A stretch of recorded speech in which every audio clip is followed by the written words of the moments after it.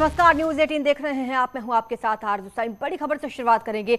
PFI के समर्थन में उतरी है मायावती। जी हां, ट्वीट कर सरकार पर निशाना साधा गया है। पीएफआई पर बैन पर उठाए सवाल। पीएफआई को टारगेट किया गया, ये कहना है मायावती का। उन्होंने कहा कि लोगों में बेचैनी है। केंद्र द्वारा पीपुल्स फ्रंट ऑफ इंडिया यानी कि पीएफआई पर देश भर में कई प्रकार से टारगेट करके अंततः अब विधानसभा चुनाव से पहले उसके 8 सहयोगी संगठनों के साथ उस पर प्रतिबंध लगा दिया है। उसे राजनीतिक स्वार्थ और संघ तुष्टीकरण की नीति मानकर यहां लोगों में संतोष कम और बेचैनी ज्यादा है। ये पॉइंट दर पॉइंट उन्होंने अपनी बात कही है। साथ ही उन्होंने ये भी कहा कि यही कारण है कि विपक्षी पार्टियां सरकार की नीयत में खोट मानकर इस मुद्दे पर भी आक्रोशित और हमलावर हैं और आरएसएस पर भी बैन लगाने की मांग खुलेआम हो रही है कि अगर पीएफआई देश की आंतरिक सुरक्षा के लिए खतरा है तो उस जैसी अन्य संगठनों पर बैन क्यों नहीं लगना चाहिए। ये सवाल मायावती ने किया है। ट्वीट आप अपनी स्क्रीन पर देख पा रहे हैं। 2 पॉइंट्स उन्होंने उठाए हैं और पीएफआई पर जो बैन लगाया गया सरकार द्वारा उस पर उन्होंने ये बयान दिया है और इस पर सवाल उठाए हैं। पीएफआई के समर्थन में मायावती हैं। ट्वीट कर सरकार पर निशाना साधा है और पीएफआई को बैन किया गया, इस पर उन्होंने सवाल उठाए हैं। साथ ही उन्होंने कहा है कि अगर पीएफआई को बैन किया गया तो आरएसएस को बैन क्यों नहीं किया जाता। मायावती ने यह कहा है कि यही कारण है कि विपक्षी पार्टियां सरकार की नीयत में खोट मानती हैं और लगातार निशाना साधती हैं। आरएसएस पर भी बैन लगाने की खुलेआम मांग हो रही है, तो ऐसे और संगठनों पर भी बैन क्यों नहीं लगाया जाता। मायावती का ट्वीट आप देख पा रहे हैं स्क्रीन पर। लगातार जब से पीएफआई पर बैन का ऐलान किया गया है, केंद्र सरकार ने 5 साल का बैन लगा दिया है पीएफआई पर। उसके बाद से लगातार विपक्ष हमलावर है। अलग अलग तरह की प्रतिक्रियाएं सामने आ रही हैं और आपने देखा कि मायावती ने भी ट्वीट किया है। साथ ही ये भी कहा है कि ये तुष्टीकरण की नीति है, तुष्टीकरण की राजनीति बीजेपी कर रही है। लोगों में असंतोष है, उनकी बड़ी बातें आप देख पा रहे हैं। पीएफआई पर बैन लगाने के बाद उन्होंने ये ट्वीट किया, कहा पीएफआई को टारगेट किया गया है, एक खास समुदाय को टारगेट किया गया, लोगों में इससे बेचैनी है। साथ ही उन्होंने ये भी कहा कि जब पीएफआई और उसके साथी संगठनों को बैन किया गया है तो आरएसएस को क्यों नहीं। तुष्टीकरण की राजनीति कर रही है भारतीय जनता पार्टी, ये कहना है मायावती का। ज्यादा जानकारी हमारे संवाददाता शबाब हमें देंगे। शबाब, विपक्ष लगातार हमलावर है, लेकिन कोई ये नहीं देख रहा कि पीएफआई किन किन केसेस में और कैसे कैसे मामलों में इन्वॉल्व रही है। अब आरएसएस को बैन करने की मांग उठ रही है। देखिए, आरएसएस को बैन करने की मांग कई राजनीतिक पार्टियों ने, कई बड़े नेताओं ने उठाई है, लेकिन इसी क्रम में मायावती ने पीएफआई पर हाल के दिनों में जिस तरह से कार्रवाई हो रही है उसको लेकर के निशाना साधा है और सीधे तौर पर मायावती ने ट्वीट करते हुए लिखा है कि विधानसभा चुनावों से पहले इस कार्रवाई को किया जाना जो है वो जो है सवाल पैदा करता है। उन्होंने कहा कि ये राजनीतिक स्वार्थ साफ तौर से नजर आता है और कहीं ना कहीं ये कार्रवाइयां अगर अपने वक्त पर हो तो कोई दिक्कत नहीं, लेकिन चुनावों से ठीक पहले इस तरीके की चीजों को करके राजनीतिक लाभ बीजेपी लेना चाहती है। और अगर वो पीएफआई पर जो है वो बैन कर रहे हैं तो क्यों ना आरएसएस को भी बैन किया जाए।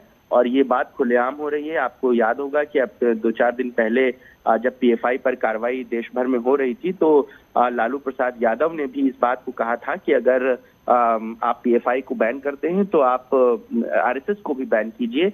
ओवैसी ने भी इस बात को कहा था। कई राजनीतिक पार्टियों के नेताओं ने। ठीक है, मैं लौटूंगी आपके पास। हमारे साथ आलोक अवस्थी जुड़ रहे हैं, बीजेपी के प्रवक्ता हैं।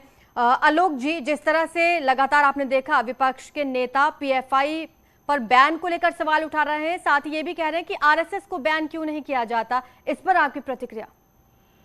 देखिए, आरएसएस एक राष्ट्रवादी संगठन है जो सामाजिक कार्यों में लगा हुआ है, देश के नवनिर्माण में लगा हुआ है, वनवासियों में काम कर रहा है, जंगलों में काम कर रहा है, अंतिम व्यक्ति को ऊपर उठाने के लिए काम कर रहा है देश के। आज तक क्या आरएसएस के ऊपर क्या देश में आतंकवादी घटनाओं में शामिल होने का कहीं पे कोई बात आई है क्या? क्या देश में कहीं पे आतंकवाद को बढ़ाने में ऐसी कोई बात आई है क्या? तो देश विरोधी तत्व जहाँ पर जो हम किसी धर्म की या विषय में तो काम नहीं कर रही है सरकार। सरकार तो उन संगठनों पे काम कर रही जिनके खिलाफ जांच में चीजें पाई गई। क्या देश को जलने के लिए छोड़ देना चाहिए क्योंकि वह किसी एक वर्ग से कुछ लोग आते हैं? यहाँ पे कुछ लोगों की बात है, एक किसी समुदाय की बात नहीं है। इसको साफ साफ अंदर समझना चाहिए। जी। वह किसी के खिलाफ भी सबूत मिलेंगे, चाहे वह किसी भी वर्ग से, वर्ण से, धर्म से आता होगा, सरकारी एजेंसियां कार्रवाई करती आई हैं और आगे भी करेंगी। जो मायावती ने ट्वीट किया है आलोक जी, उसमें उन्होंने लिखा है कि लोगों में असंतोष है। किन लोगों की बात कर रही हैं वो? क्या यहाँ पर राष्ट्र विरोधी ताकतों की बात हो रही है, एक खास समुदाय की बात हो रही है? यह बात उनको कहनी चाहिए, समुदाय की बात तो यहाँ पे कोई है नहीं। राष्ट्र विरोधी ताकतों के खिलाफ कार्रवाई हुई है और कोई समुदाय राष्ट्र विरोधी नहीं होता है। हर व्यक्ति का यह राष्ट्र है। यहाँ रोटियां जो सेकना, ये जो तुष्टीकरण की जो राजनीति है और एक तरीके से गलत मैसेज समाज में देना, यह सर्वाधिक अनुचित है। यह कुछ मुट्ठी भर लोगों के खिलाफ कार्रवाई हो रही है जो देश को तोड़ने की साजिश कर रहे हैं और देश को अलग दिशा में ले जाना चाहते हैं। वह किसी समुदाय से आते हैं, इसलिए समुदाय दोषी नहीं है। मैं फिर आपसे कहना चाहता हूँ, इसको समुदाय से जोड़ करके जो राजनीति करना चाहते हैं ये गलत करते हैं। मुट्ठी भर लोग 100, 200, 500 लोगों की जो एक फौज होती है उन पर, और जो गलत कामों में लगी होती है उन पर कार्रवाई होती है। और अक्सर ये देखा जाता है कि जो बड़ा फैसला केंद्र सरकार की ओर से लिया जाता है उसकी टाइमिंग पर विपक्षी नेता सवाल उठा देते हैं और माना यह जाता है कि चुनाव से ठीक पहले इस तरह के फैसले क्यों लिए जाते हैं?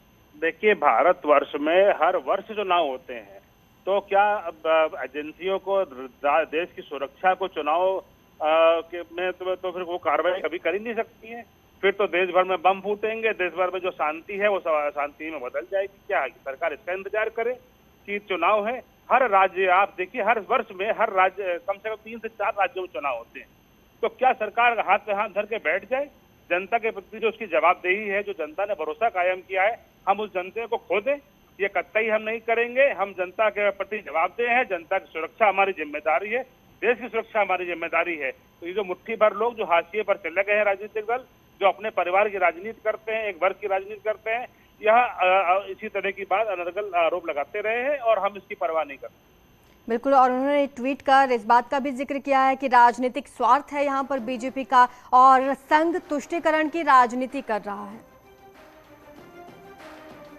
एक राष्ट्रवादी संगठन है, 2 बार आरएसएस पे कांग्रेस ने बैन लगाया। अगर राष्ट्रवादी संगठन नहीं होता तो वो बैन क्यों हटा? आजादी के ठीक बाद 1948 में लगा, उसके बाद इमरजेंसी जब इंदिरा गांधी जी आई तब लगाया।